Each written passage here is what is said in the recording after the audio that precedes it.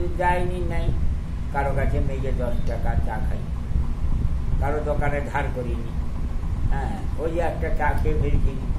বলেনি বলি বাবু আমি সেই বুধবারকে আসি যদি তোর 5 টাকা দিব, টাকা নাই। হ্যাঁ,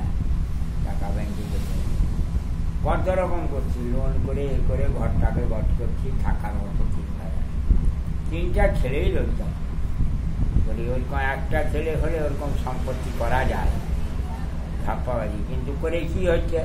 তো বলাইনি ডাক্তারবাবু, কি হচ্ছে? নাই আছে বেটা বুঝছো, নাই আছে কিছু, গাড়ি বাড়ি সেখানে ছিল আমার, সেখানে শ্মশান করে দিয়ে চলে আসছে, 1,50,000 টাকার হরিমন্দির মরুভূমির মতো পড়ে আছে, গোয়ালঘর মরুভূমি পড়ে আছে, ইটের বাড়ি, রান্নাঘর পড়ে আছে, 2টো লেট্রিন পড়ে আছে, শ্মশান হয়ে সাপ মাথা করলে, পাগর বাড়ি পড়ে আছে, এই চেনচুলা, আর গোয়াল ঘর, আর 10টা গরু থাকতো, রাখতে দিল নি বৌমা আর বেটা, গুড়ায় 2টা ছাগল নিয়ে উঠে আছে, আর এই করে হাত তোলা 2টি লেখা ভাত দেয় বৌমা তো চাল দিয়ে চলে যায়, পুলিশের চাকরি করে, বেটা থাকলে রাঁধে, লাঠি একটা মাত্র মেয়ে ছেলে, সে হচ্ছে বরযাত্রের শিরোমণি। বলি ডাক্তারবাবু দেখবেন আর একটু বড়ো হোক, মেয়ের দিকে তো পড়েছে, ওই 11-12কে যেতে চর হবে নি, কাউকে নিয়ে পালিয়ে যাবে, ফুরিয়ে গেল, আর বনিমানা হবে নি, ফুরিয়ে গেছে, সেখানে বাড়ি এখানে বাড়ি, কাকুর শ্মশান হয়ে যাবে। আমার বড়ো বৌমা সেদিন বলছিল, আমার বড়ো বৌমা, যে বাবা আপনি যাকে যাই বলেন তাই কি হয়? কি জানি, ওই যে আপনি বলছিলেন একদিন সামান্য কথা নিয়ে কাটাকাটি,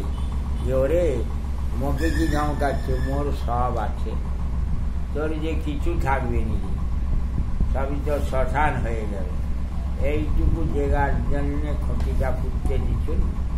দিবিনি, দরকার নেই, ফুটবনি, দরটা একটু ছোট হবে, আছি আমি, আছি 100 বছর আছি, আরো অনেকদিন থাকবো, 4টা মরেইছে, 3টা মরেইছে, বেশি খেয়ে এত কোটি ভাত যদি দাদু কম হতো, ভবিষ্যৎ কম হতো। আমি আজকে খাবো নি, স্ত্রীকে বলছি জানো তুমি দিয়ে দাও, আমি গলায় জল খাইছি আর মুখে একটা বিস্কুট দিয়ে দাও, শেষ হয়ে বলে এরকম কেন, তো তুমি খেয়ে দাও, আমার দরকার নেই, আর কাউকে কিছু বলবো না, কালকে খাবো সকালে, এখন তো রাত্রি 12টা, মানে 12টার কমে খাওয়া হতো না, বিরাট গৃহস্থ, 27 জন লোকের পাতা পড়ি, 2 বেলা হয়ে কত পাতা হয় দাদু, 4 বার যদি পড়ে চালাচ্ছি আমি, কত আমি 2 নম্বরে। আচ্ছা বলো তো দাদু,